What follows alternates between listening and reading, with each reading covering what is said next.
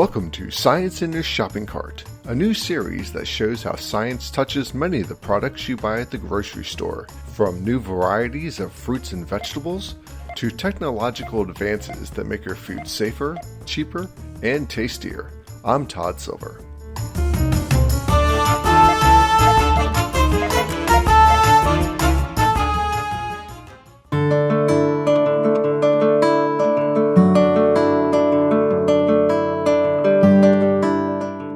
At a small vineyard in Maryland enjoying some relaxing music and a glass of Sauvignon Blanc. It has a nice floral bouquet, and it has a crisp finish with notes of grapefruit, white peach, and perhaps some tangerine. This is perfect for this warm spring day. Winemaking has exploded in Maryland and its neighboring states over the past few decades. In fact, there's over 700 wineries in Maryland, Virginia, and Pennsylvania. That's a lot of tastings to try. But the growth of wine production hasn't just hit the Mid-Atlantic region. Every state in the nation produces wine these days. Even Alaska has wineries. Wine production in the U.S. has become a huge business for our economy. To be able to successfully grow wine grapes across a wide array of regions, under different weather conditions and soil types, you need a lot of science, chemistry, and math. Every season is another science experiment. How much water to use and when? Which soil types are best for certain grape varieties? How will elevation affect the taste of the grapes? How will extreme weather patterns affect grape quality? And how to keep the canopy, which comprises the grapes, the vines, and the leaves, free from destructive pests and diseases? Post-harvest, what to do with all the waste, known as marc or pumice? So many questions that will affect the body, taste, aroma, and finish of a bottle of wine. And every region or micro-region has its own unique challenges. For this season of Science in the Shopping Cart, we're hitting the virtual wine trail to learn the science behind wine grape growing and how everything in our environment, including wildfires, can influence the characteristics that pour into a glass of wine.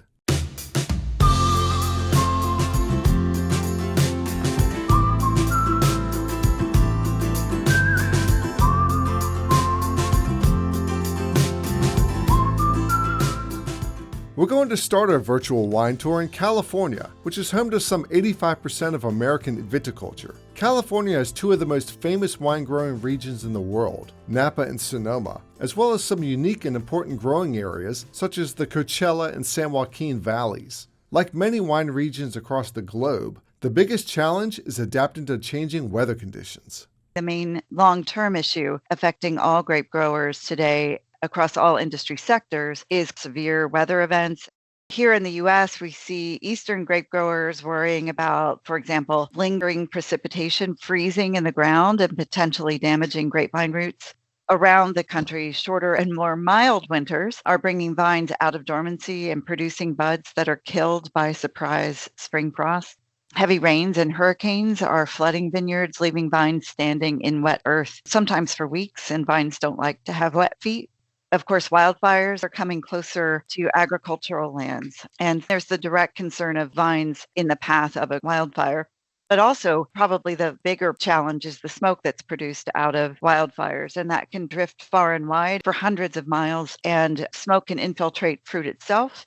That's Donnell Brown, president of the National Grape Research Alliance, or NGRA. The NGRA serves as the voice of the grape and wine industry. They connect the grape and wine industry with academic scientists and government research agencies to initiate novel research projects and programs to solve industry challenges. And there's no bigger challenge today than dealing with extreme weather and shifting weather patterns. Brown spoke about wildfires. And later in this podcast season, you'll learn how smoke from wildfires is creating a nasty ashtray taste in some wines. This has become a major issue for wine growers, and it comes back to the challenge of adapting to shifting weather conditions. This has literally altered where wine growing can and cannot occur. Who's ready for a glass of English bubbly? Already we're seeing temperatures warming such that grape growing regions are shifting. The most visible example of this is the emergence of England as a sparkling wine producing region. I mean, who would have ever thought of English wine?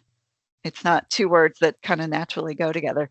And I've also heard from producers in Germany that it's too warm to produce traditional Riesling. So it's definitely having an impact.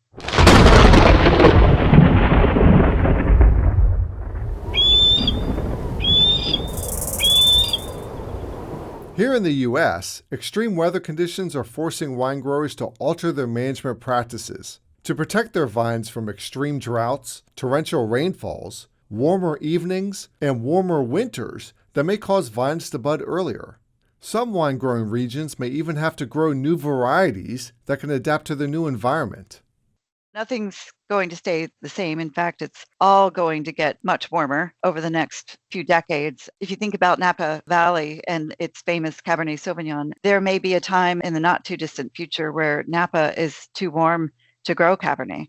We might be seeing Oregon become the Cabernet Sauvignon capital of the world. It's all kind of shifting north.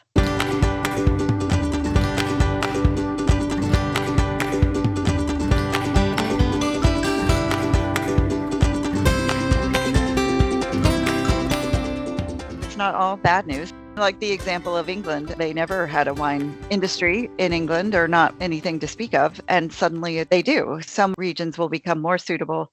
Unfortunately, some of the more traditional grape growing regions will have to adapt, potentially adopt new varieties, look at warmer weather varieties, try some new things. A major focus of wine grape research is developing new and improved varieties that can adapt to warmer temperatures and withstand extreme weather events. Grape breeding has come a long way, and with new tools such as artificial intelligence, we can drastically cut down the time it takes to identify and develop a new grape variety. The innovation that's coming along to address climate is really the development and improvement of grapevine varieties that are better adapted to a warming world.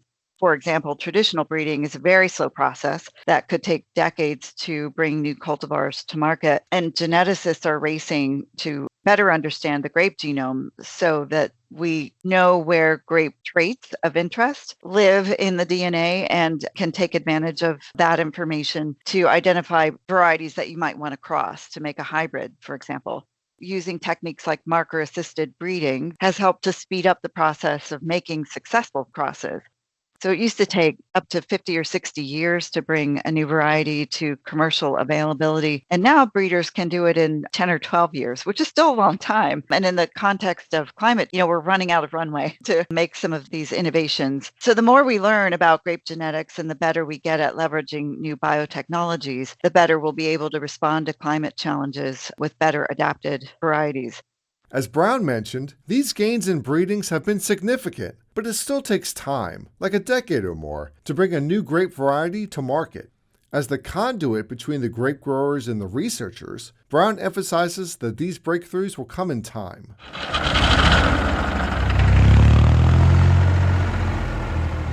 The tractor didn't just fall out of the sky. Like somebody invented the tractor. That was the product of some amount of research and development. So all of this stuff takes time. I like to think of grape growers or industry members as a unique breed of people. They tend to have a long view of the industry. They truly do believe that the rising tide lifts all boats, and they understand that research takes time. It's a little bit of a leap of faith. You might not even see the benefits of research in your lifetime. Wine grape breeders are counting on technological advancements to not only bring new and improved varieties to the marketplace, but help improve growing management practices and reduce the need for manual labor. Believe it or not, most wine producers still hire seasonal workers to pick their grapes manually. This makes labor costs one of the most expensive parts of growing and producing wine grapes. And Brown noted that this specialized labor market is shrinking. Workers who have been with us for a long time have gotten older. They don't work as long hours. They're not as fast. I once tried to harvest grapes and I was so slow. It's like these people are very skilled. I mean, they're very good at their job. It's not easy. So if we lose that source of labor, it's a real problem. There's a lot of technology in robotics and mechanization that help a lot, but you still need human beings. So bringing those technologies along to be able to take the place of humans is probably not here quite yet, or not fast enough, and not affordable yet for the wide swath of vineyard operators in the research space. There are solutions to these labor issues, but those take time. It all takes time. Speaking of time, our time is up for this episode of our wine podcast. I mean, you can only let a bottle breathe for so long. Let's put a cork in this conversation and we'll continue it later. For our next episode, we stay in California and we look at how smoke from wildfires is affecting wine grapes. Believe me, this is not the taste you're looking for.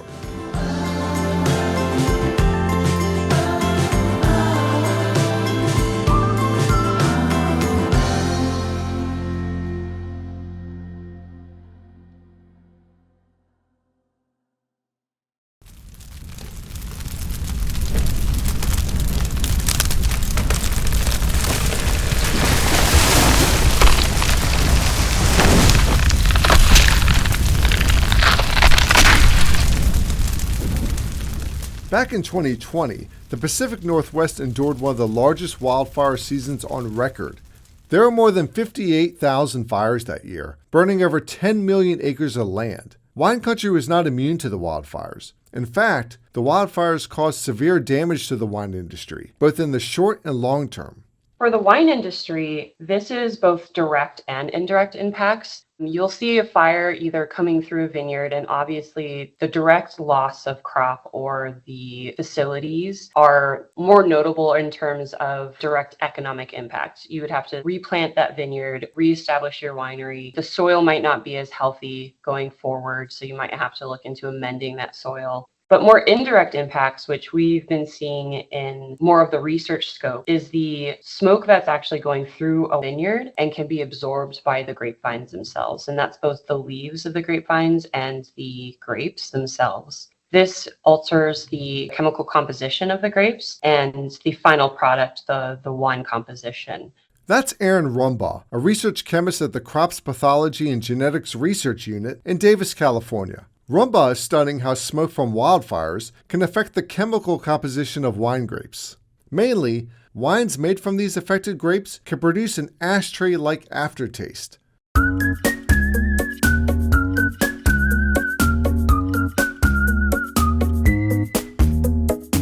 Now, wine growers sometimes aim for some unique tastes in their grapes, such as smoky, earthy, even tobacco. But ashtray taste? That's about as unappealing as it sounds. The ashtray flavor, for me, it is much more of like a cigarette ashtray, but others perceive it a little bit more like a medicinal kind of a note to the ashtray. So it's hard to say one defining characteristic because people do perceive it slightly differently. It takes about 2 to 5 seconds to really perceive after you've swallowed the wine. And it's just that retronasal. It comes back after you've swallowed the wine and kind of sticks to the back of your tongue. Definitely not the aftertaste consumers are looking for. And unfortunately, wine growers can't just go through their vineyards and pick out grapes that will produce that ashtray taste. Nothing's that easy. The sensory portion of smoke taint won't be noticeable until after you make your wine, which is after you've already spent that money picking the fruit, making the wines, and processing and bottling it. So the industry wants answers much earlier in the process. They don't want to have to make their wine to know that they have an issue. They want to know prior to potentially even picking the grapes if there's an issue. That's really the focus right now in research, is understanding if we can detect these compounds and correlate it with sensory aspects of the wine.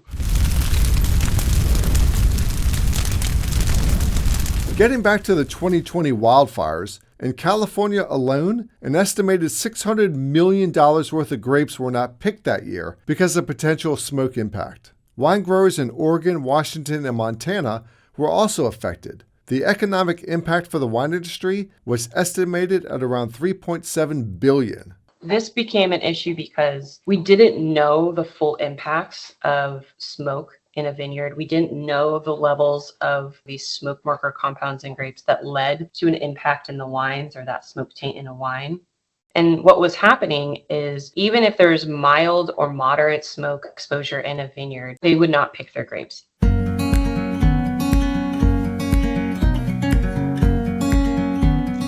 Rumbaugh is working on an early screening method that could quickly detect the smoke exposure and impact on grapevines. Currently, there's a handful of labs that can do this type of screening, but the turnaround could be weeks, and the cost to analyze could be expensive. They can't wait weeks, especially during a harvest time. Most growers have a plan within a week to harvest because then they have to get their crew out there and arrange a lot of time schedules with that. So they need answers much quicker than 3 to 7 weeks. We are getting better. There's more labs now that can support this analysis to get results out faster. But that portable detection, or at least the screening method, would be very useful for the industry. They can at least understand if they're completely unimpacted, because that is something to note. Smoke can go through a vineyard and there's no impact. We don't know the smoke intensity and how that can relate to impact, and that's really what we're trying to model. And also give growers that information of you can pick your fruit, you can sell your fruit, or there's enough of an impact that maybe we should look into crop insurance if you do have crop insurance. That's really the area we're trying to define for the industry. There are so many factors that go into whether grapes will endure the ashtray taste. Topography is one, but so is temperature, wind, and other environmental factors. The type of grape is also important, as different grape cultivars have different levels of impact and severity. Even the way they're produced can have an impact. Yes, that is true. For instance, these compounds are still absorbed through white grape cultivars. However, the winemaking process is very different. The majority of white wine making, you do not have skin contact during the fermentation. This reduces the level that can be extracted into the final wine, and therefore changing the susceptibility of white wines overall. With red wines, you actually ferment or produce that wine with skin contact, increasing the extraction of these specific smoke marker compounds, and then for increasing the concentration you see in the final wines. I'm mostly a red wine drinker, big reds, like Cabs, Malbecs, Zinfandels. So I, for one, am hoping this research will help wine growers detect smoke concentrations early to avoid producing wines with an ashtray aftertaste. Detection is really the only solution here. I mean, wine growers can't just put up huge barriers to avoid smoke coming into their vineyards. And they can't keep their vines covered during wildfire season. Smoke from wildfires is going to find its way into the vineyards one way or another. And to make matters worse, wildfire frequency and intensity seems to be increasing.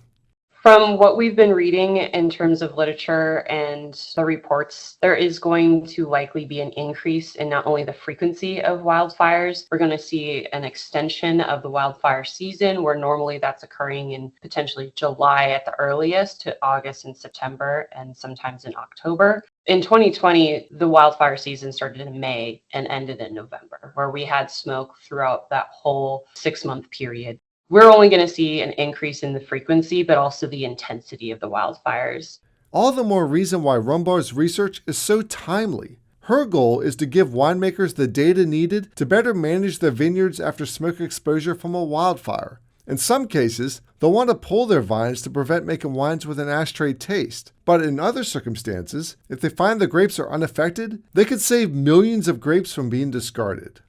What was happening in 2020, many people were not picking their grapes just for not actually analyzing the concentrations of these compounds.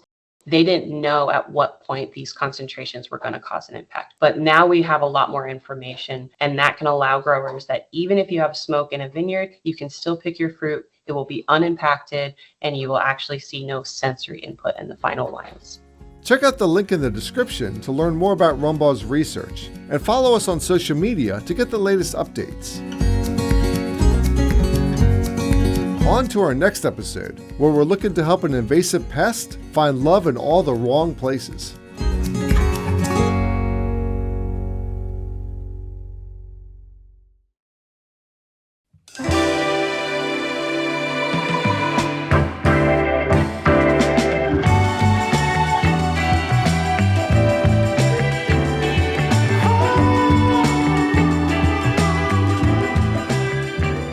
They say that good love is hard to find. That's more metaphorically speaking for us humans. But for an invasive pest living on the West Coast, making love hard to find is just what the wine growers need. In a nutshell, what we're trying to do is just slow down the reproductive process with a technique called mating disruption. It's a new age, next generation approach to biological control. Love could hurt, but who knew it could be so effective against pests? Okay, let's back up a minute. The insects we're talking about here are vine mealybugs, these tiny little critters that live, feed, and breed in California vineyards. Surprisingly, the mealybugs themselves aren't really harmful to the grapevines, but they spread grape leaf roll viruses, which cause the disease so bad it can ruin an entire vineyard.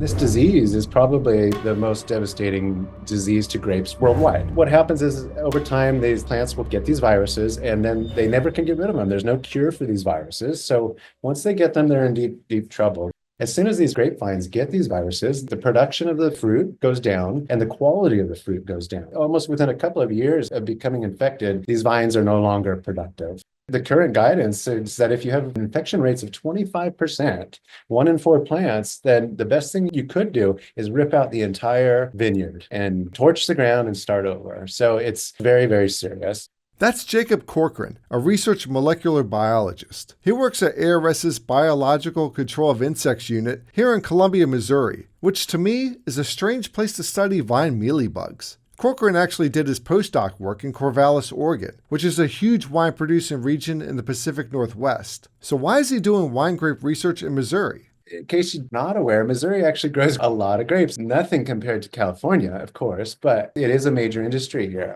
A fun anecdote is that pre-Prohibition, Missouri was actually the leading wine and grape producer in the nation. Once Prohibition was lifted, everything shifted to the West Coast for the most part. So in Missouri, we still grow grapes, but it's a fraction of what's produced. When Corcoran arrived at the research unit in Columbia, one of his first jobs was to study the insect vectors that transmit these leaf roll-causing viruses. Now, this insect looks like a mosquito in that it has a piercing, sucking straw for a mouth. The females don't fly. Rather, they nestle in the bark of the grapevine and they suck up nutrients from the plant. In doing so, they also spread the viruses that cause leaf roll disease. The females then move from vine to vine, sucking up the nutrients and then transmitting the viruses to other grapevines.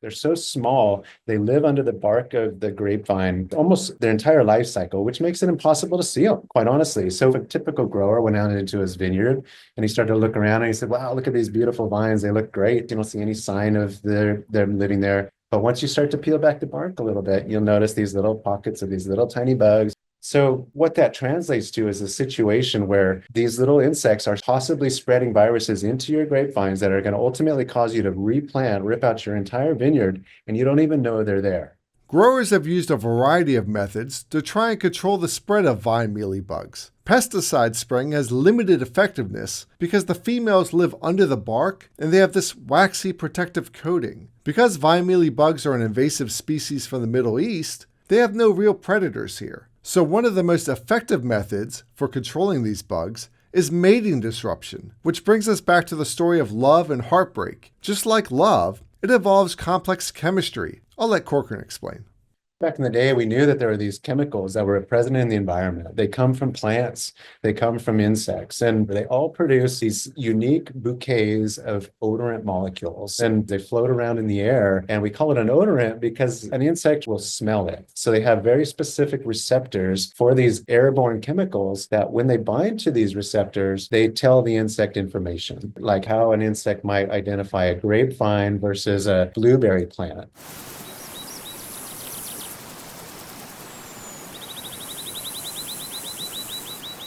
Insects communicate with each other, especially between species, by using a unique chemical compound. Vine mealybug produce a compound that is incredibly unique. It's not found anywhere else in nature. And the females of this species produce this compound, and they emit it during reproductive cycles, and the males detect it from miles away, and they will come and find the females, and they mate, and then the males end up dying, and the females go on and they produce another generation. Interesting to note that while females have a mouth, so to speak, and cannot fly, the males actually do not have mouths, but they have wings. I guess that's why they're the perfect match. Anyways, Corcoran noted that vine mealybugs typically have around 10 mating periods per grape growing season.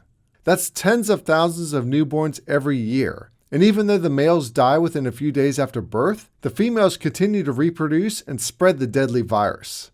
Fortunately, chemists were able to reproduce the same unique pheromone that the females emitted to attract the males during mating season. This was a huge moment for the wine industry because growers could spray the synthetic pheromone in their vineyard and during mating season, the males would get confused and not know which source of pheromone to pursue for mating. If they waited too long to mate, well, it's opportunity lost for love. We've been doing this for quite some time. It's not perfect. Some of the main issues with mating disruption in general, and specifically in the context of the vine mealybug, is that the pheromone itself, you got to put a lot of synthetic pheromone out into the vineyard to have an effect, both in quantity, but also throughout the season. And so that obviously increases the costs. And these are synthetic chemicals that are expensive in general. So not every grower can do this, and not every grower can do it all the time. Corcoran is working on 2 innovative solutions to further disrupt the mating of vine mealybugs. He started by using what he calls next-generation sequencing technology to study the insect's genetics, which eventually allowed him to identify the receptor for its own sex pheromone. This was huge for us. Now we have the sex pheromone receptor, and we're trying to do 2 things. We're trying to build on this concept of mating disruption, trying to develop a super mating disruptor. Again, the same principle of mating disruption, but here we've got a sex pheromone molecule that we've produced to live longer in the field, to be more efficacious, to be more attractive to males, something that's cheaper to make. Building on this breakthrough, he's also using the sex pheromone receptor to develop sensors that could be applied in the fields, either remotely or on a device like a tractor. The sensors could detect when and where the females give off the pheromone to attract the males. So, instead of growers spraying their entire vineyard regularly with insecticides or mating disruption products, they could time the release to mating periods and restrict the release to only areas where the females are present. He calls it precision agriculture. That's really what we're talking about, having an impact on the ecosystem is like, oh, it's Monday, time to spray the whole vineyard. It would be awesome to be able to say, yeah, like on the southwest perimeter fence, we've detected a mealybug. Target, send the drone over right now and drop some, whatever, and spare the rest of the vineyard. That's where we're going. Or you could have it at the border between California and Oregon, and they would know, there's on this truckload of grapes, there's a mealybug present. Pull that truck over, let's spray it, let's do whatever we got to do. Because again, it's about that prevention. So having this receptor that is highly sensitive, highly specific for the sex pheromone allows us to move forward through this technological hurdle of putting it into a format where we can deploy it in the field. It sounds like science fiction, but the truth is it's real. Real indeed. As real as my love for wine. Speaking of which, join us for our next episode, where we dive deeper into the effects our changing weather is having on vineyards, and we'll discover an unexpected consequence of this new climate reality.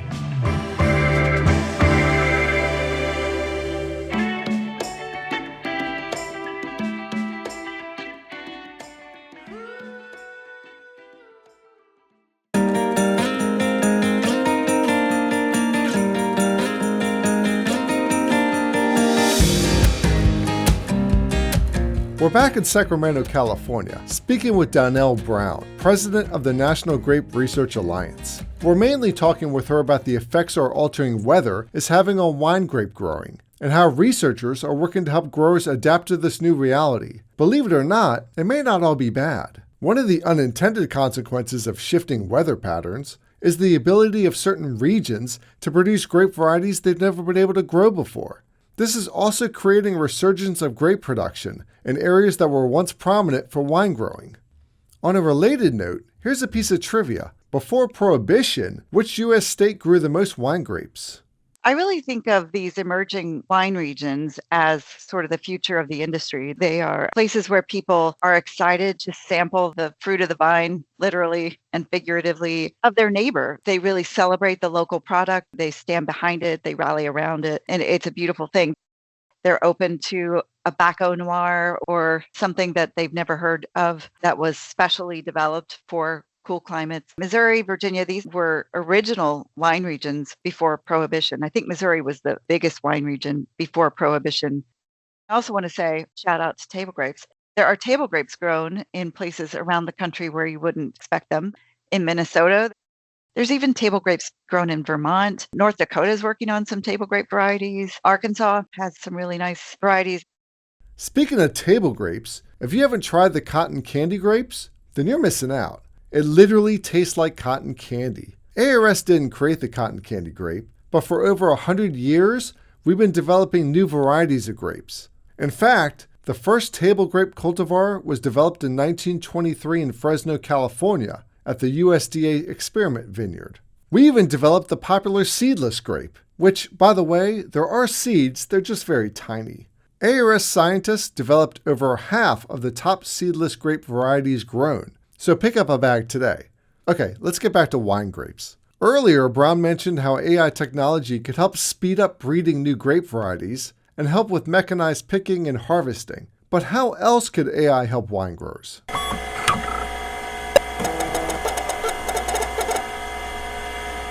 I think AI has a lot of promise in the decision support aspect of farming. There has been a lot of work done in variable rate management where you understand all of the data around your farm. So this corner has a deeper water table or a more shallow water table, or this part of the soil is drier or more acidic. You're using a lot of technology to scan the vineyard and understand all these layers of data and squash it together and then use that information to make decisions about how to farm.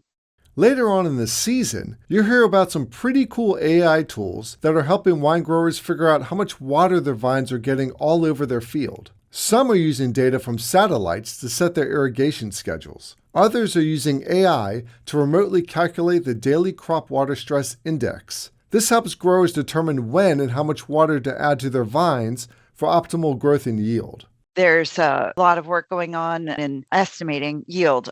It's a very hard thing to do in grapes because grapes are grown on a double-sided trellis and grape bunches are three-dimensional things, and there could be 100 grapes in a bunch. So having a camera or a sensor look at grape bunches hanging on a trellis and know what it's looking at and to count bunches and yield has been sort of the holy grail of research for a long time.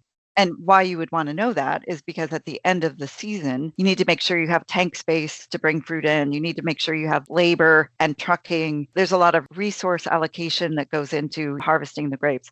There's a lot of reason you would want to know how much fruit you're going to end up with at the end of the season. And if you could know that really early, like months and months before you harvest the grapes, you'd be way ahead of the game.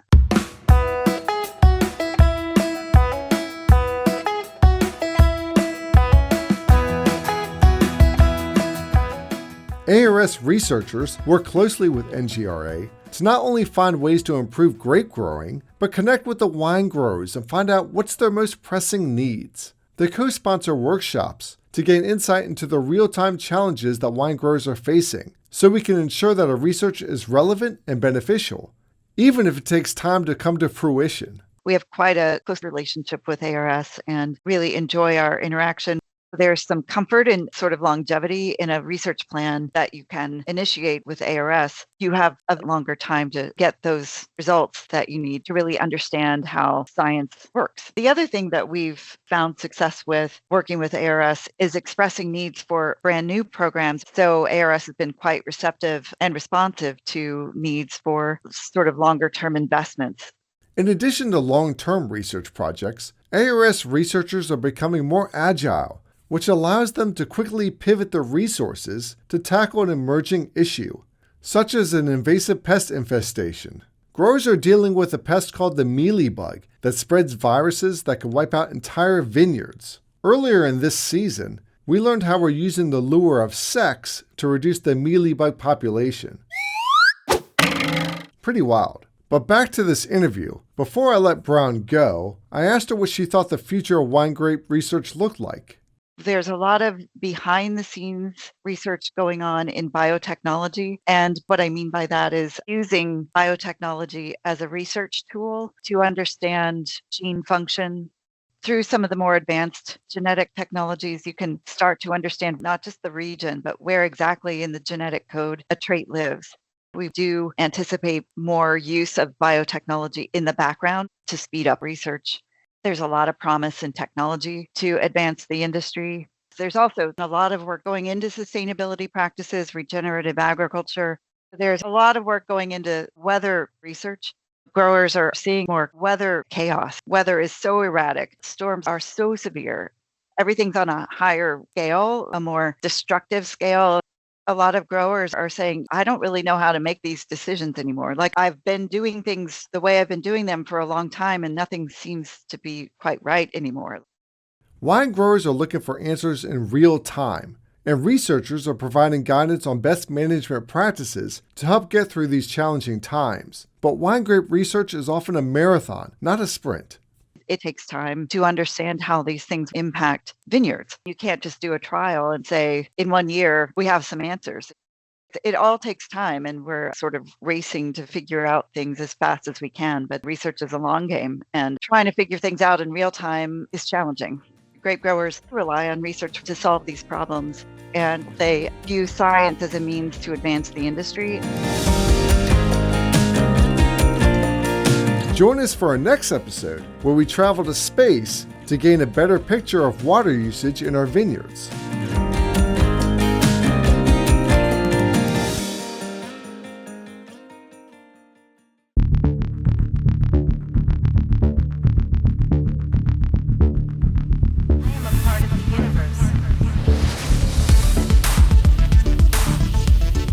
We're here virtually in California's Central Valley, which has a Mediterranean climate. It's perfect for growing a wide variety of wine grapes, including Pinot Noirs and Chardonnays. Whether you're along the coast or in northern, central, or southern California, they all share the need for precious water resources. Water management is essential for wine grape growing, but fresh water is scarce across California and in other wine-growing regions. Wine growers are looking for ways to improve their irrigation management, and they're finding it in the unlikeliest of sources, up in space.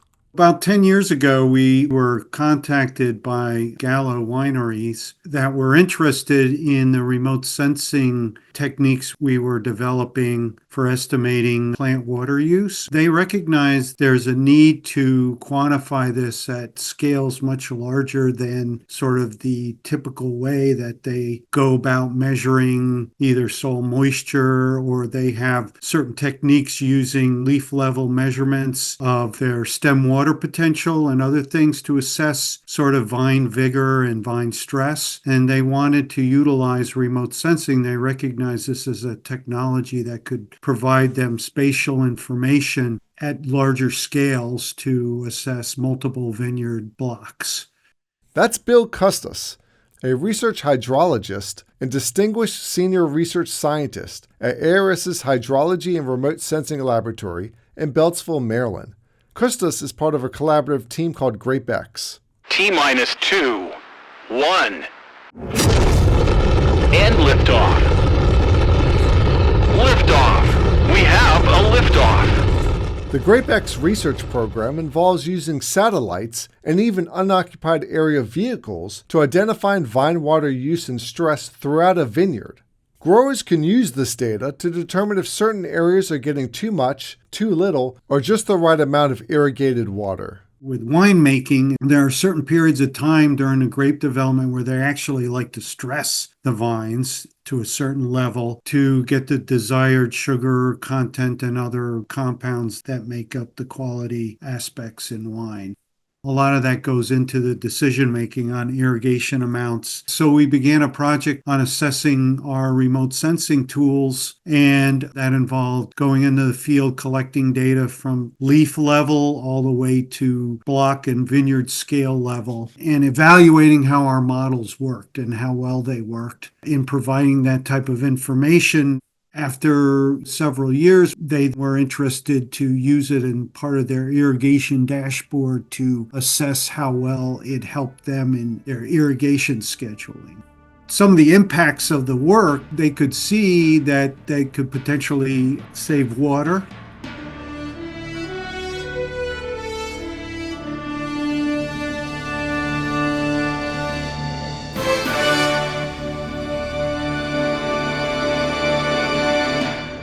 Technology has certainly come a long way. GrapeX primarily uses data collected from the Landsat program, which is a partnership between NASA and the U.S. Geological Survey. Using the Landsat satellites, they can get resolution data within 30 meters. We can actually see individual fields and variations within those fields. So that has been a major support for the project. Custis added that a public-private partnership is developing a way to combine Google Earth Engine with Landsat historical data to create evapotranspiration maps in near real time. Evapotranspiration occurs when water is lost from a surface through evaporation and transpiration. To create these maps, they have to overcome two hurdles. First, cloud cover can limit the ability to observe conditions on the ground. And second, the Landsat satellites only provide coverage every 8 days. Now, we'd like it to be more frequent than that because evapotranspiration is quite dynamic and we don't know when they irrigate, for example. So to be able to better monitor, we want more frequent observations. Fortunately, more satellites are going up in space, and there are more tools, such as thermal sensors, to gauge temperatures on the ground, as well as using unoccupied aerial vehicles. There are also small, less expensive satellites that orbit closer to the Earth, called smallsats or CubeSats. They can be deployed as a network of small satellites, which allows for more frequent coverage. You could get almost a daily continuous coverage of surface temperature, which is key to our modeling strategy. In addition to saving precious water, GrapeX is helping growers improve their nutrient management. By knowing the moisture conditions in the soil, growers can better modify when they need to apply nutrients and minimize nutrient impact on water quality and usage. Some of the things in the future we hope to do with GrapeX is look into ways of improving sustainability through soil management, soil health. There's a lot of interest now in using cover crops in between vineyards and also using grazing animals to improve the soil health and carbon condition in the soil. Those factors look to improve water holding capacity and other aspects that can improve the sustainability in vineyards and in other perennial crops. Kustas said one of the issues growers are dealing with more frequently are heat waves, and they're unsure how to manage their irrigation before, during, and after these long bouts of hot, dry conditions. Something that's really important for a lot of the cropping systems out there is heat waves and how to mitigate the impact of heat waves and how best to do that to reduce that effect on plants. Some of the things they've tried to do with like overwatering during a heat wave, they're finding that perhaps that doesn't really address the plant's issues and that perhaps there needs to be a different approach where they either irrigate early before the actual heat wave happens, or we look at some other methods of like irrigating the areas where the plants aren't, but are providing a source of this latent heat that converts that heating effect into evaporation and reduces the impact of heat waves. Heat waves tie into a bigger challenge as they increase in frequency and duration in many regions where wine grapes are grown. With more heat waves and drought expected in the future, wine growers may have to reimagine the design and layout of their vineyards. Can we design vineyards, for example, to making them less susceptible to the impact of droughts and heat waves? And one of the discussions we've had is the row orientation and how you manage the vineyards in particular mitigate some of these effects. We're sort of going back to more of the canopy level or vine level sort of aspects to better understand how we might improve some of the management aspects that could mitigate some of these effects. How can you modify the design to improve the microclimate or how the actual plants themselves are being affected by the local conditions? Some of the measurements we make can help to better design in the future vineyards and other types of crops. In addition to his research in California, Kustas is partnering with researchers at Cornell University in upstate New York to tackle a different type of irrigation issue: too much water.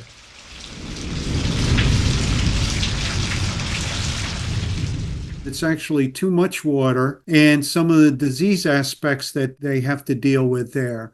We're working on starting a project to determine how we might be able to better understand the conditions that are occurring there and how they promote or inhibit disease aspects in the vineyard in the New York State and other regions there.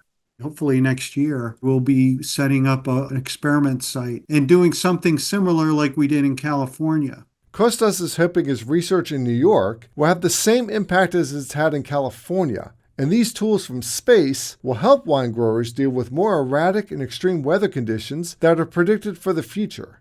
So the impact has been the use or the technology in improving irrigation management and water management. And then secondly, the realization that in the future, there's going to need to be some changes in irrigation strategy to adapt to things like heat waves and extended droughts.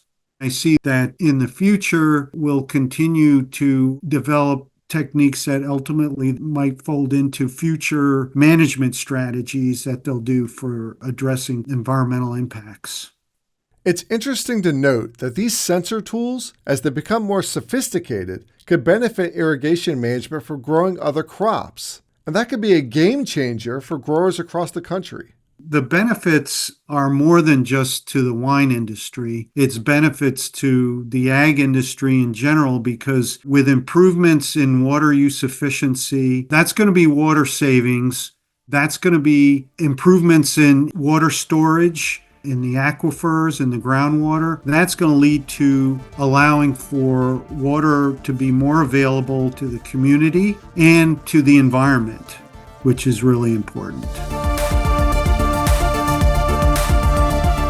In our next episode, we're going to do a deep dive into the history of winemaking and test your grape knowledge with some trivia.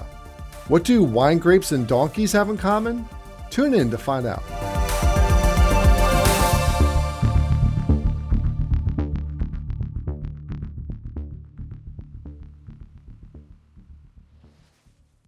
Okay, time for some fun facts to share at your next wine tasting.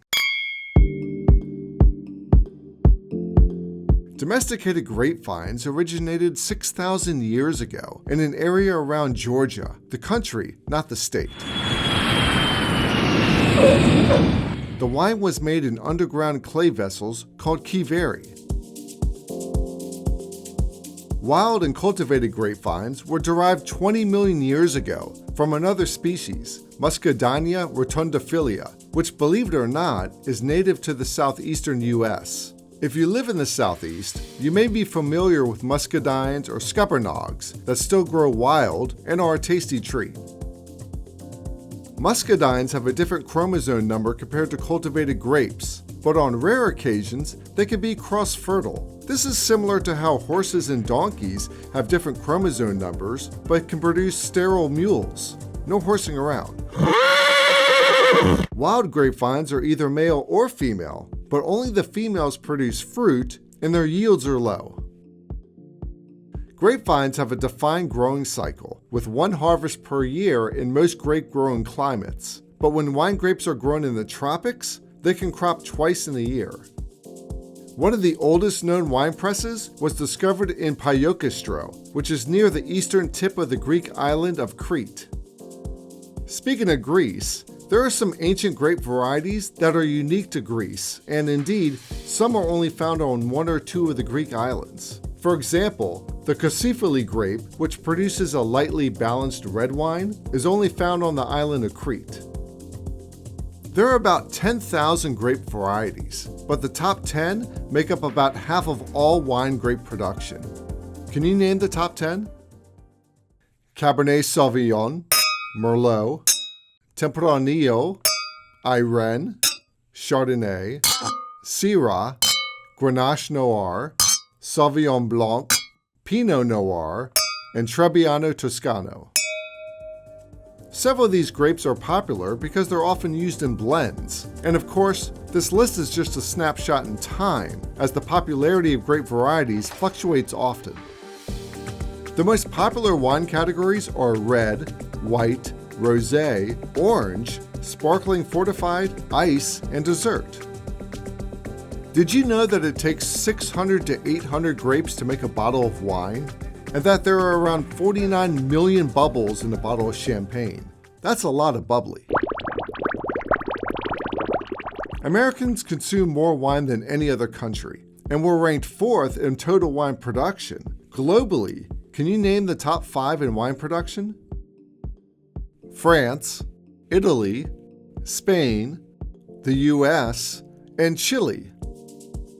How about the top 5 in consumption? It's the US, followed by France, Italy, Germany, and the UK. This is according to the International Organization of Vine and Wine as of 2024. Here in the US, around 85% of wine produced comes from, you guessed it, California. Zinfandel has been grown in California for over 200 years. It was introduced by Europeans. However, the exact origin is unknown, as well as the origin of the name. It wasn't until the 1990s that DNA fingerprinting identified Zinfandel to be genetically identical to the Italian variety Primitive. Here's a question. Where are most wine grapes in California grown? Did you answer Napa or Sonoma? Well, that's incorrect. About 70% of California's wine grapes are produced in the San Joaquin Valley. The remaining 30% is produced in the north, Napa, Sonoma, and Mendocino, along with the central coasts. If California is the top state for wine production, what other states round out the top 5? Washington is second, followed by New York, Pennsylvania, and Oregon. Virginia doesn't rank in the top 5, but it is recognized as the birthplace of American wine. Settlers planted grapevine in Jamestown as early as 1609. Many U.S. presidents enjoyed wine, and several had wine cellars in the White House. The first U.S. president, George Washington, was especially partial to Madeira, a fortified wine from the Portuguese island of Madeira. Okay, I'm parched. In our next episode, we're going to tap into the latest AI technology to learn how to squeeze the most taste out of wine grapes.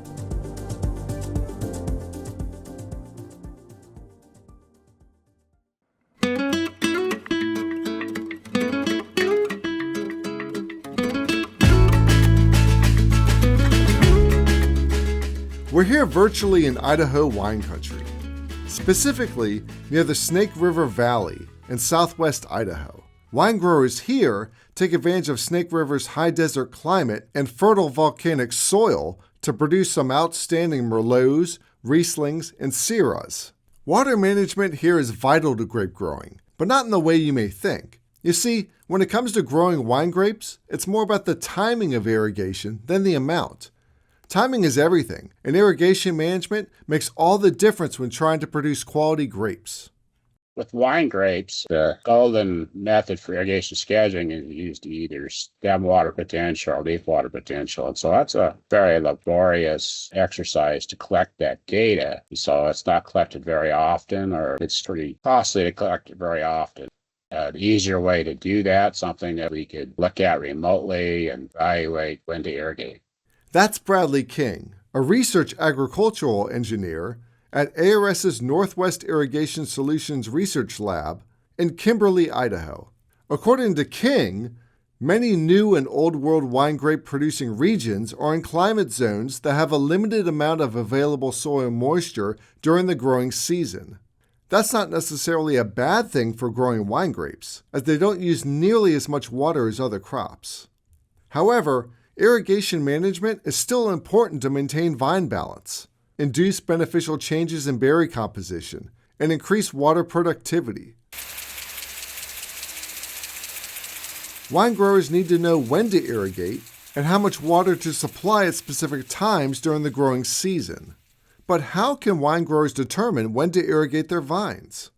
When plants are water stressed, the temperature of the leaves goes up because when transpiration goes down, the cooling of the leaf decreases. And so in response to solar radiation, then the leaf temperature goes up when they become water stressed. And so what we're doing is measuring the canopy temperature and then relating that to what's called reference temperatures. These reference temperatures account for different humidity levels and solar radiation levels and wind speed levels. It's kind of like that fuel gauge on your car. You got empty and you got full. This what we call a crop water stress index, which uses those reference temperatures. If it's really hot, then it's kind of empty. If it's cool, the reservoir's full. And so it's just kind of a gauge. Most wine growers put their grapes through what's called deficit irrigation. That is, they give little water during certain growing periods to increase the sugar content and overall flavor intensity of the grapes. This method calls for precision irrigation, which in simple terms means knowing precisely when to water your vines and how much to achieve maximum results. The crop water stress index can be used by wine growers to determine when to deficit irrigate their vines.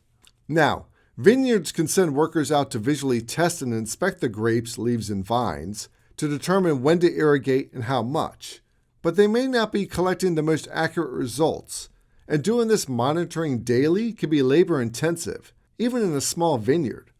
King and his colleagues developed a validated, automated model that uses artificial intelligence to remotely calculate the daily crop water stress index. To put their new tool to the test, King and his colleagues applied Internet of Things-based sensors to 2 small vineyards in southwestern Idaho over 4 growing seasons. These sensors monitored and collected real-time weather conditions, soil moisture, irrigation amount, and canopy temperature. Canopy comprises the vine, the leaves, and the grapes. At each site, the vineyard manager used the tool to make daily decisions on irrigation. One of the main pieces of data evaluated was the evapotranspiration rate, which is the rate at which water is lost from a surface through evaporation and transpiration. We have been research done over the years that somewhere about a 70% evapotranspiration rate is about what you want for water stress. This crop water stress index, about 0.3, corresponds to that 70% evapotranspiration rate. And so we just have this setting out there and we're monitoring these canopy temperatures continuously in the vineyard and calculating that crop water stress index in real time. And so when your threshold level is, say, 0.3, then you know it's time to think about scheduling an irrigation. What we've done is use some of the manufacturer's equipment and put that into a web page that the producers could monitor, and so they could look at that web page whenever they wanted to. The crop water stress index was updated at 3 o'clock every afternoon, and so they could look at it either on their mobile phone or on their computer at home and see what the water status of the plants were, and then make their irrigation decisions however they want to do it. Over the 4-year study, each vineyard manager was able to maintain consistent scheduling for irrigation applications without the use of manual field monitoring, and they maintained this consistency despite yearly differences in climatic conditions.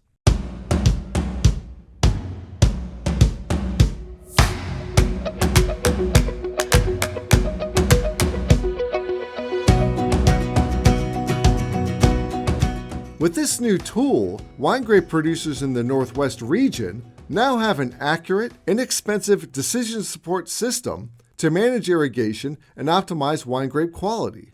King mentioned that this decision support system could benefit smaller vineyards because other technologies, like using satellites and remote sensing, are more suitable for monitoring large fields. It could also be used for other crops that can handle deficit irrigation, like malted barley and sugar beets. Certainly would work on sugar beets because they can handle a little bit of water stress. That's the caveat with using canopy temperature, is that you have to have some level of water stress to get an elevation in canopy temperature and have a signal to work with. You got to get that canopy temperature to rise a little bit above what would be a well-watered condition. It's really most applicable for deficit irrigation management. We're going to stay with the technology theme for one more episode. Coming up in our next episode, see how robots are helping wine breeders develop disease-resistant grapes.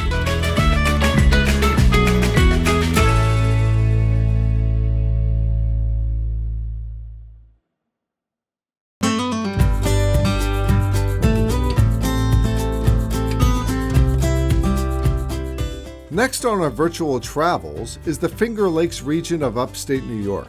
The Finger Lakes region has long been a destination for its hiking, waterfalls, fishing, and of course, wine production.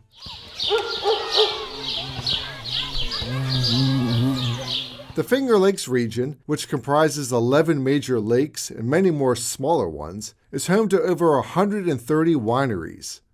It's a much cooler and more humid climate than wine regions out west, which makes it ideal for making Rieslings, Cabernet Francs, and other European-style wines.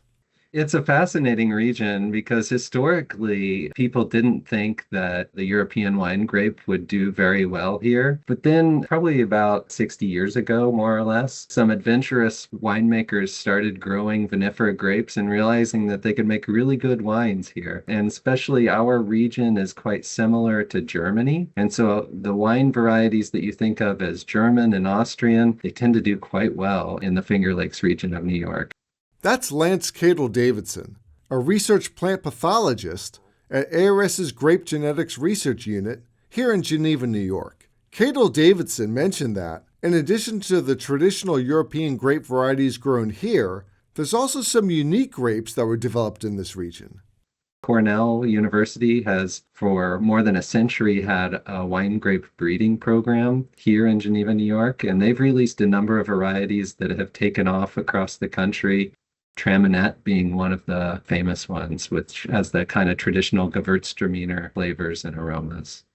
It's been amazing to watch the wine industry grow over those years. Growing wine grapes in a humid climate like the Finger Lakes can have its challenges, mainly dealing with different fungal diseases. Because many of the grapes grown here originated in Europe, the grapes can be highly susceptible to certain pathogens that are not common in their native regions. Consequently, grape growers may have to spray their vineyards with fungicides between 10 to 15 times a year. We've been working hard with grape breeders across the U.S. to develop disease-resistant varieties that don't require as many pesticides. And the varieties that we're developing could have a 90% reduction in pesticide use compared to the European varieties and still have an excellent fruit quality and wine quality. But one of the challenges for a grape breeder or really any scientist is when we measure traits in the natural environment, out in a vineyard, there's a lot of uncontrolled variation in an experimental design. From across a field, you might have variability in disease pressure, you have variability in the genetics of the pathogen and which isolates land on which plants. With such variability in the fields and the seasonal changes occurring year to year, it was hard for researchers to study and analyze the effects these diseases were having on the vines. That also made it difficult to recommend to the grape breeders which genes or traits to focus on to make them more disease resistant. So what we did about 15 years ago is bring the research into the laboratory.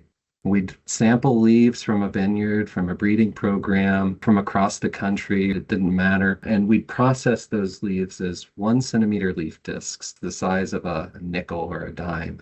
And in controlled environments, we inoculate them with the pathogen, and we can control how many spores we put on the plants. We can have them all in one baking sheet kind of environment. And then we could use microscopy to have very detailed quantification of exactly how much disease grew on each grapevine.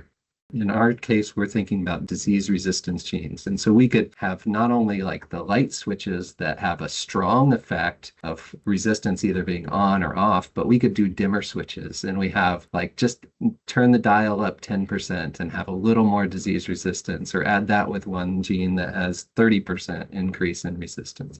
This was a game changer, but the problem is we ran into a time crunch.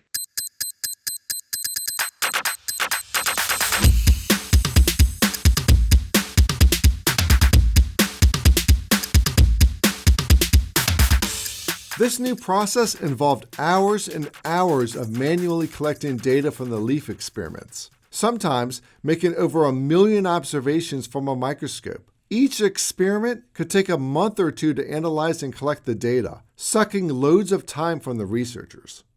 Beautiful quality of data, great discoveries, but it was too slow.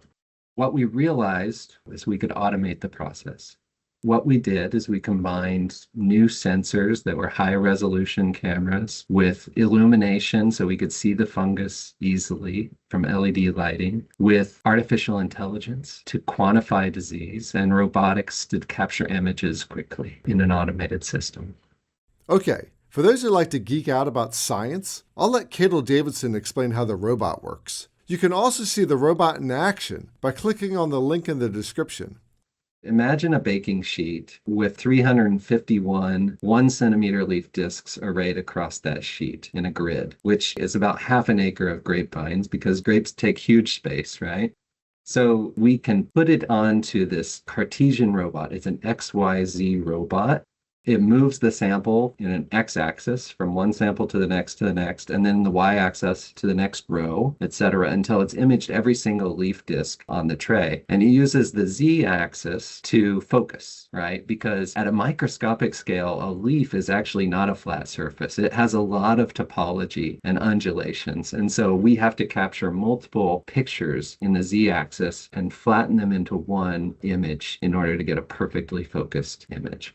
And once we have the images, it's still too many for a human to look at and objectively quantify disease severity. So we use artificial intelligence and specifically convolutional neural networks that were developed in the past decade to quantify how much disease is on every single leaf disc. And we actually find that using artificial intelligence to quantify the disease in the image is more accurate than a human expert sitting in a microscope day in, day out. The robot is called Blackbird, and it works similar to a 3D printer, scanning and detailing all angles of the subject and then storing that data for printing, or in this case, processing. Cadel Davidson currently has 8 of these robots in his laboratory, and the results are truly amazing. In just 6 hours, the robots can scan and quantify the same amount of data that it took researchers an entire year to complete. This has completely revolutionized the kinds of research questions we can ask and the throughput with which we can make discoveries. An example of this is, in the past 2 years, we've discovered about 25 new sources of disease resistance in grapevine with genetic markers that can predict which vines are going to be resistant and which vines are going to be susceptible. In the previous 30 years of research internationally across all diseases of grapevine, only 60 such discoveries have been published. So it's really revolutionized our science.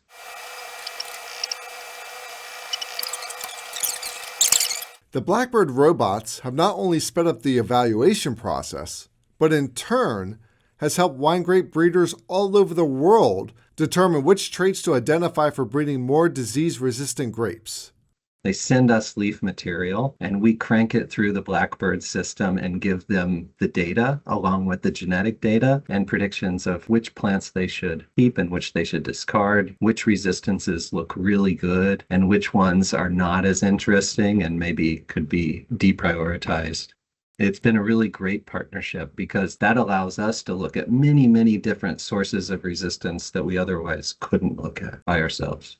As you might expect, Blackbird can evaluate just about any type of material, which is why they're building more robots for other ARS labs across the country. And Cadel Davidson is receiving much more than wine grape leaf samples to image.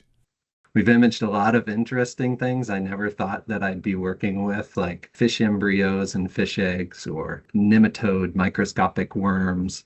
We've looked at tropical nut borer beetles from Hawaii and all kinds of different stuff. Getting back to the wine grape research, more than a decade ago, Cadel Davidson decided to bring the research from the field into the lab.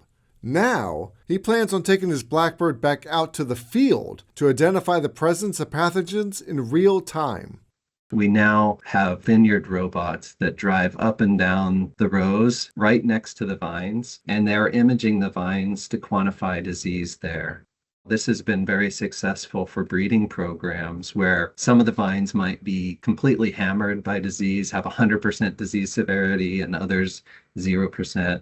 It's not yet game ready for commercial vineyards because there you really need to find the needle in the haystack, to find really rare disease and be able to spray it or spot treat it before it becomes a bigger problem. But that's one of the things that we're working on in collaboration with Cornell University and other scientists across the country. In creating the Blackbird initiative, the goal is to create the world's largest ecosystem for biological microscopy data. And we think that with the current scale of what we're envisioning, we'll be able to do that in the next 3 years. We're going to make a jump here, from the future of robots to the past with regenerative farming. In our next episode, we'll see how enhancing these classic farming practices can help us build a sustainable future for wine growing.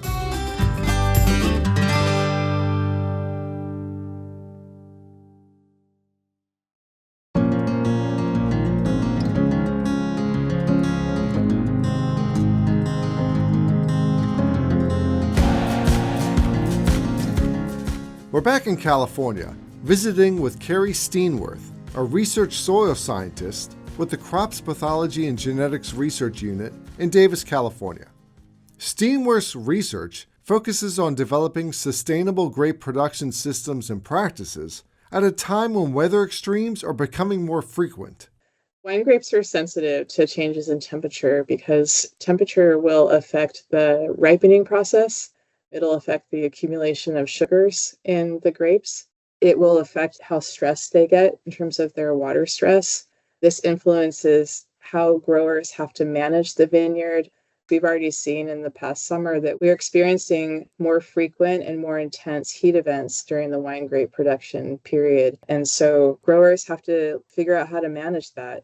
That could be anywhere from changing the variety that they're growing in the vineyard. It could be that they are applying more irrigation or mist to cool the vines. Every option is on the table right now. Grape growers are facing a myriad of issues due to altering and unpredictable weather conditions. Extreme drought and barrages of rainfall all at once can wipe out entire vineyards. But there's also subtle weather changes going on that are causing issues for grape growers. For example, Steenworth said she's seeing temperatures rising earlier in the growing season, which is causing the buds to open earlier than anticipated. This can have major ramifications for growers because the wine growing process is reliant upon a strict schedule. When there are heat events earlier in the season, like during bloom, that can cause significant impacts to the grape development. We don't want the grapes to be stressed during the beginning of the season. But during those times, we may also experience extreme heat events and the vines will shut down, meaning that they're feeling stressed from the heat. They're feeling stressed from not having sufficient water. Growers can manage this by applying more water, but that's not a long-term solution either. Cooler temperatures can also be problematic if it's not anticipated. Cooling events can slow down the ripening process and sugar accumulation. And it's not just the daytime temperatures that can fluctuate and wreak havoc on grapes. Some areas, like Sonoma, Napa, and Russian River Valley, rely on consistently warm days and cool nights. But researchers have observed nighttime temperatures that are increasing. The differential between the day and the night is lower. And that has also been implicated in some changes in the long-term viability of growing Pinot Noir, for example, or Chardonnay, the grapes that are typically grown in those coastal regions. Questions that are faced by the industry: should we be looking at other kinds of varieties that do well that are grown in the Rhone regions of Spain? The market is not necessarily familiar with those varieties, even though they're delicious. And so that is a different issue for the industry is, will the wine drinking climate, will it be favorable for these new varieties that might do better in our emerging climate?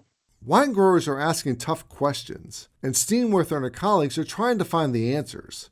That's not always easy, though, because researchers often need to conduct tests in the fields, and grape growers may not be able to afford giving up part of their vineyard for study. That's why Steenworth's research is so valuable. Through a grant by the Foundation for Food and Agricultural Research, known as FAR, Steenworth and her colleagues are partnering with the University of California, Davis and Jackson Family Wines. The goal is to conduct in-field studies to determine best management practices to adapt to a shifting and at times extreme climate. Mainly, they're studying regenerative viticulture practices, which is similar to regenerative farming or farming with sustainability and the environment in mind. Regenerative farming focuses on building and sustaining healthy soil, and it's not a new practice. It's been adopted by most wine growers for decades.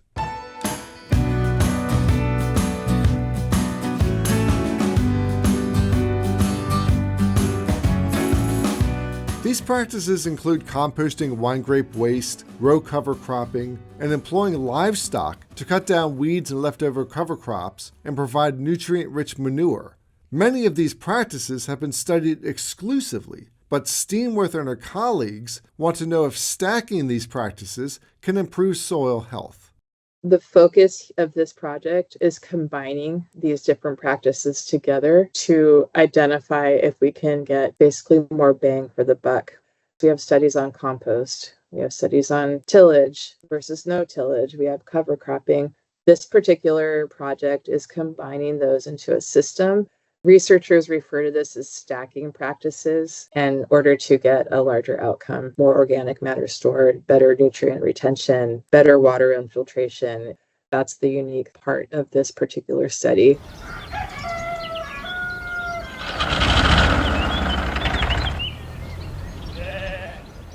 Steenworth is currently using the FAR project to see how regenerative farming practices can help build a sustainable future for wine grape growing. This is key because you need a lot of different vines with different soil makeups and climate zones to really quantify if these practices are beneficial and to whom. It's hugely valuable. One of the challenges of working in wine grape production is that it occurs all over California in many different microclimates, many different soil types. So one of the responses that we often get when we're presenting results is like, yeah, okay, but that's in the coastal region. I'm working in the Central Valley. How does that relate to what I'm doing? It's really helpful to have trials at the same time in different regions with the same practices. And this project is allowing us to do that. We've never been able to do that before. Steenworth is also testing the practicality of some alternative management practices, like growing cover crops under the vines. It's an interesting concept, and I'll have her explain how it works. In a vineyard, we have the alleyway, which is between the vines, and that typically has cover on it. And that reduces erosion. During these big rainfall events, we're no longer getting rainfall coming in these nice measured amounts of water that can have good infiltration. We're having big pineapple expresses that are coming in and dumping lots of water and flooding. If we don't have cover on the vineyard, we will have a lot of off-site erosion. Under the vine, there's no vegetation. Typically, it's kept clean so that none of the weeds are being harvested. If they're using machine harvests, they don't want to have vegetation up into the wine grape canopy from tall weeds shading out the sun. Having cover under the vine, if it was stable, it could do a few things for growers. If it was a composition of grass species that they wanted that would outcompete the weeds that they don't want, if it was low growing, then it wouldn't be in the canopy and they wouldn't have to worry about these tall weeds under the vine. If it built soil organic matter under the vine, then it would encourage good soil structure, so there's less erosion and more water going into the soil profile during the period when we should be filling up the soil profile when the vines are dormant. These studies should help define how stacking regenerative farming practices and other novel ideas, like growing cover crops under the vines, will affect the soil microbiome, which is a community of microorganisms that live in the soil, similar to the human gut. This is a major focus of Steenworth's research. I think this FAR project has allowed us to move to a really interesting area of research because growers are being told, oh, your microbiome matters. You need to pay attention. You need to feed it. But we're still really at the cusp of being able to look at what are the microbes doing and are you actually getting the function that we're telling you in terms of what individual microbes are doing or a community of microbes are doing. We can see these large response variables. We can see that cover crops are building soil organic matter. We can see that they're building aggregate stability. They are improving infiltration. Compost is doing the same. We're seeing that in some preliminary evidence that these regenerative practices are also creating slightly cooler soil conditions during the summer. That's why I think this project has also really been helpful. It's laying a foundation for additional work. All this wine research is making me thirsty and hungry. Stay tuned for our final episode, where we learn that wine grapes aren't just for sipping.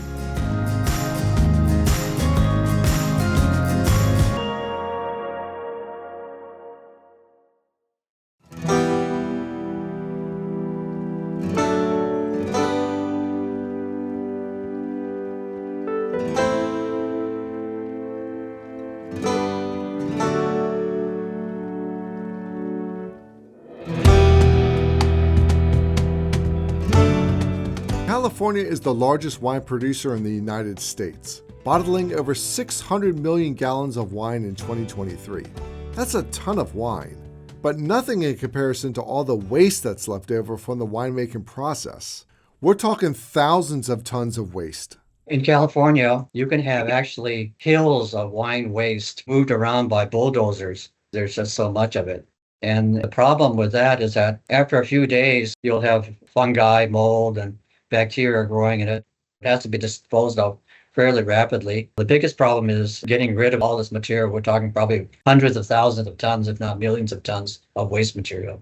Wine grape waste is much more pronounced in white grape varieties, because when processing red grapes, the entire grape, including the skins, is used. But for white grapes, only the juice is used. The skins are usually removed before fermentation. This leftover waste, called pumice, is high in nutritional value, which is why researchers are looking to turn it into healthy foods. For white wines, the grapes are macerated, but the waste stays behind as grape marc or pumice. A lot of the bioactives stay behind in the waste. That's why we were interested in studying the Chardonnay grape pumice, because we saw an opportunity to feed a product that was both high in bioactives as well as high in fiber, which of course fiber is under-consumed by Americans. So it was a way to add fiber. That's a good point, that the processing does make a difference. The red grapes, the skin, the seeds, and the fruit itself are fermented. Most of the studies that have been done in Chardonnay grape because initially it has the highest percentage of polyphenolics, even compared to some of the red grapes. But in the process of fermenting, producing alcohol, you get more of the polyphenolics extracted into red wine than you do in white wines. You just heard from ARS researchers Nancy Keim and Wally Yokoyama. Keim works at the ARS Human Nutritional Research Center in Davis, California, while Yokoyama works at the Western Regional Research Center in Albany, California. Both are looking to turn wine waste, mainly pumice or what researchers call marcs, into healthy food products. Keim is studying the health benefits of combinations of Chardonnay grape pumice and Chardonnay grape extract. As expected, the enriched flour is high in fiber and has a lot of bioactive material, which means it will react favorably with organs, tissues, or cells in the human body. How this material interacts with the gut microbiome could be key to seeing these nutrients translate into actual health benefits. I think in combination with these bioactives, how it might have affected the microbiome, which we did not study. That probably would answer a lot of the questions we had at the end of the study. I think the other interesting part was we did see some changes in hormones that affect appetite, particularly the PYY, which is a result primarily of the materials along with the food eaten when it reaches the lower bowel. And so we do know that there's something going on with the microbiome. We just don't know specifically what it is. And PYY is known to affect appetite. So that was a positive finding.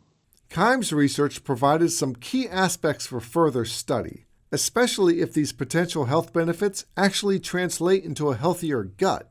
A larger study, comprised of a more diverse population, could bring more clarity to the results. The big takeaway is that when there's a pumice that has a high level of fiber in it, it will affect the gut. It will increase the transit time. It will improve satiety. And we hope that this would apply universally across individuals who might have a different background, but we don't know that yet.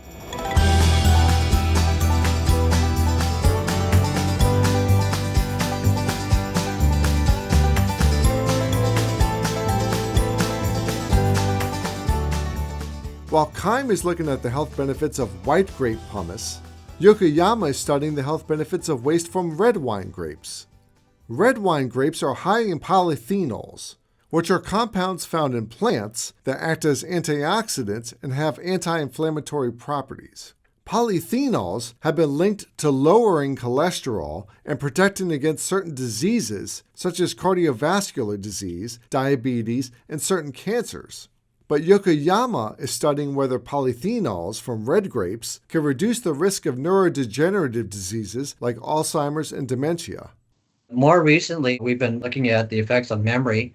There's been several studies showing that anti-inflammatory compounds will actually reduce inflammation in the brain. And people have looked at oxidative markers, reactive oxygen species, and other things, and related that to reduce inflammation in the brain. We think that's a really important area because the population of the U.S. is getting older, and not only older, but living longer. And people are really interested in quality of life in old age, and not to mention the amount of health resources that go to taking care of people with dementia. It would be great to prevent cognitive loss if possible. I think it's an important area of research, and I think that these anti-inflammatories have a role there. The key is turning nutrient-rich grape waste into foods that people will actually eat. We heard earlier about studies where Chardonnay skins were turned into a seed flour, and some companies are already making baked goods like cookies and muffins from grape polyphenols. But there's a bitter reality to adding wine pumice to foods. The limitation is these polyphenolics, as well as other plant antioxidants, have an astringency or bitterness. So you're limited to maybe 5% of the food product. If you substitute 5% grape flour for flour or wheat flour, otherwise it becomes too astringent. On the other hand, it's well known that gelatin will precipitate polyphenolics, and they use it in winemaking. If it becomes too astringent, you can precipitate some of the polyphenolics with gelatin. There's a possibility of binding polyphenolics with these proteins, like gelatin, and decreasing their bitterness. Binding grape waste with gelatin? That's good science right there. Getting back to grape waste, I asked my guests if they saw a viable market for these nutritional substitutes, like grapeseed flour. Well, yes, if we use the whole mark. The study that Nancy has done kind of gives me hope that, maybe we can use the whole mark. And even at lower levels, maybe 1% or 2% in foods that people would not even notice, but totally it would have a big effect on your total diet. I think this whole idea of ultra-processed foods has got to a point when you take out all of these sensory objectionable compounds, you're reducing the healthy nutritional property of the foods. We're just used to taking everything out and just having the sweetness and fattiness and things like that. I think in some societies, they will eat more vegetables and a lot more different types of vegetables, and the amount of astringency doesn't bother these people. I think you get used to it. I must add that we're still way below the ideal diet. If you look at other parts of the country, like in the Southeast, their diets are still very poor. Let me just give an example of sweetened beverages. They're still drinking sugar-sweetened beverages by the gallon, and these things really have to be turned around in total across the United States. For a long time, we've had the same set of dietary guidance, and it's still not being adhered to very well. The culture change may be happening, but there's still a long way to go. There currently are several products containing healthy wine pumice on the market. Check them out and pick up your favorite bottle of wine with it as well.